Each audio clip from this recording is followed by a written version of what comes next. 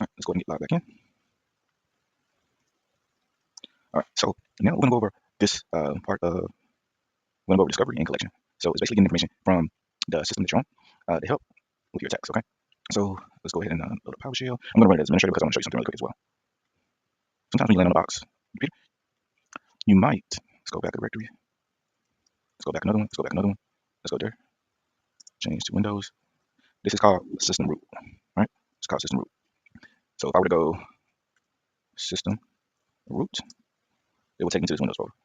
Okay. Sometimes when you're on a box, you might be here, or you might be in the system 32 folder. So if I change to system 32, I can type system 32. Sometimes when you're on the box, you might land here, and when you do there, so many files. I'm going to kill this and clear. So you might want to change directory to C, to the C drive. Okay.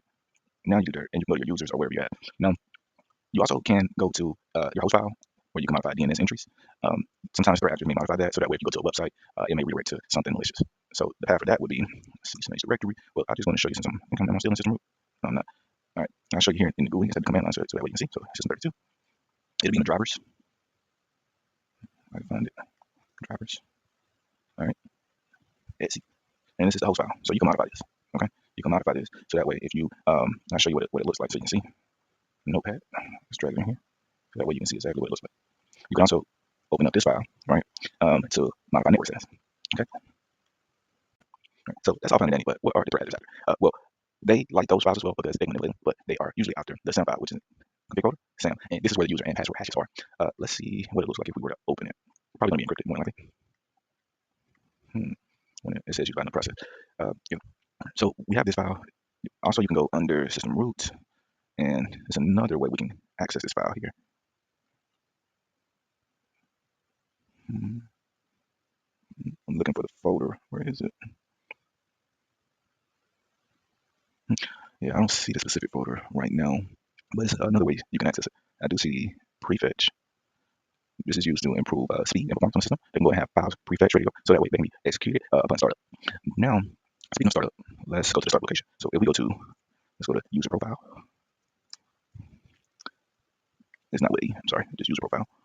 Okay, so this is the folder, this admin folder. So if I went and I typed in PowerShell here and open it up right here in that location.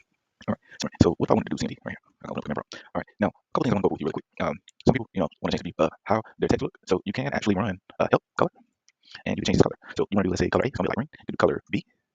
Sorry, can't spell. You can do E. You can do C, E, D, E, F, 2, 3.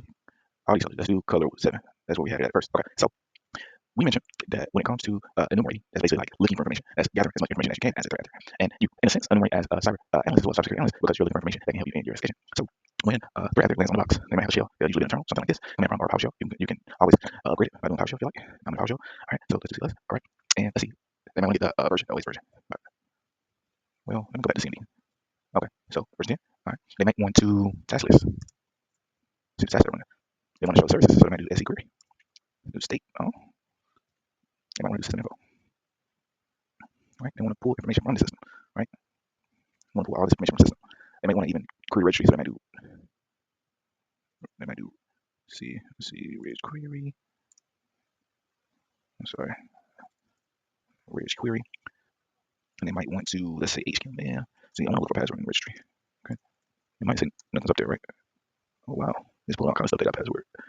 So threat actor can run a variety of commands using native Windows tools and commands and utilities in the system, and they can put this into a text file, sort through it, and a lot of information can help the threat actor. Okay, so 293 matches, so something would be useful for them. So they might want to echo username, see who they are, administrator, right? They already know that they're admin. So what if they're looking for text file? So they can find string, all right, and they can be looking for, let's say they're looking for password, right? They might want to do txt file. Wow, look at all those, look at that, right? What they want to look for, XML file, nothing, right? So what they want to look at different directories. So let's do this. And I want to look for like PDF files. We don't have any, but well, I don't think we have any, but we might. Let's see. Let's check the entire C drive for that. So this is that collection or discovery phase that I was thinking about that the others may do. So they might even do net view domain, right? Since we are on R2D2, we can actually look and get information regards to the domain, and we are admin, so we can create users. Right. So let's do net user domain, and we can see all the users on this domain, Cypher Neo, and this is very useful for threat actors if they're trying to do lateral movement. They might say, hey, I can pivot to this user or this user, I guess, and find more. because I might have more privileges as another user. Say we're not admin, say we're something else. Okay, so let's do net accounts domain. We can find information in regards to password, policies, and things like that. We can do net group. We can do domain admins. Find the admins on the domain. Right? It's just easy to cipher and admin. As you seen earlier when we created these users, this user will copy from that user. So these are the domain admin. So let's do net local group and let's look for administrator. If I can spell. So same thing. I'm part of the administrator group. Right? Now, what if I want to add a user? So I would do net user. I want to just call it user. I'm calling it, make the password pass. And they don't like that password. It's not complex. So let's do this. Let's go. Let's do this. Everyone likes to use this one, right? It works. Now, if we do net users, we see user right here. Just add it. Okay. So a lot of times, if I'm on a box or a machine and I want to establish persistence, I could make my own user. So this is similar to a backdoor. You can make it something that is not obvious. You can call it user. You might call it service. You might call it something general as an account. So that way it doesn't flag any suspicion. Okay. So let's look at remote processes. So we can do text list. See what we can pull here for remote processes. We can shut down the computer. We can actually use ipconfig to find the IP address. We can use ARP.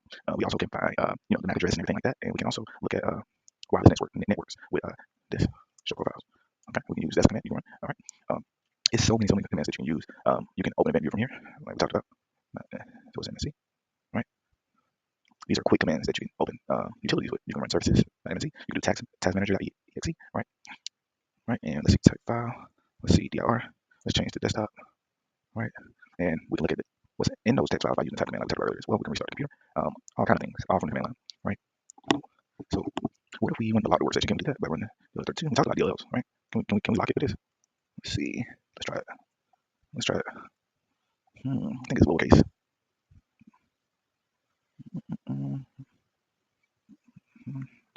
That's strange. Let's try it. Run DLL 32. DLL user 32. DLL lock workstation. Doesn't work here. This command might not work. We can just set the firewall. This command used to work. I might be doing something wrong.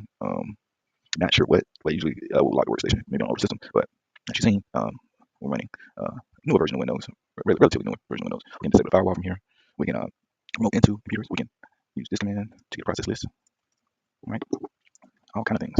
So when you're in command line, even if you can't really see things as if you would have a graphical user interface, you still have so much control. It's just a matter of knowing commands. You don't have to know all of them immediately. Over time, you will be able to understand these commands. Okay, and what they do, there's so many. So don't get overwhelmed if you don't remember every single command. It's perfect time. So sometimes you might have a threat actor. Do this, clear event log, and let's see. I'm gonna call it. Let's do security. And let me do it like this: log name security, and let's do it on R2 D2. Okay, I know what it is. I didn't do my computer name flag. There we go. All right. Let's see. Are they cleared? Or events. Yeah, see, it's clearing them, right? And threat actors do this to cover the tracks, right? They do this to cover the tracks, so that way they won't get caught by the defenders. You know, and a lot of people, when they think red team, they think that red teaming and pen testing is the same thing. It's similar. However, red team, you have to be very stealthy. You don't want to get flagged by any EDRs or firewalls or anything like that. You want to be like an advanced resistant threat, right? You want to use advanced techniques. However, pen test, you want to be loud. You want to test the defenses of the blue team, so that way they can make sure that they have a secure environment. Okay. All right. So that's what I want to show you really quick on this one. I'll see you next one.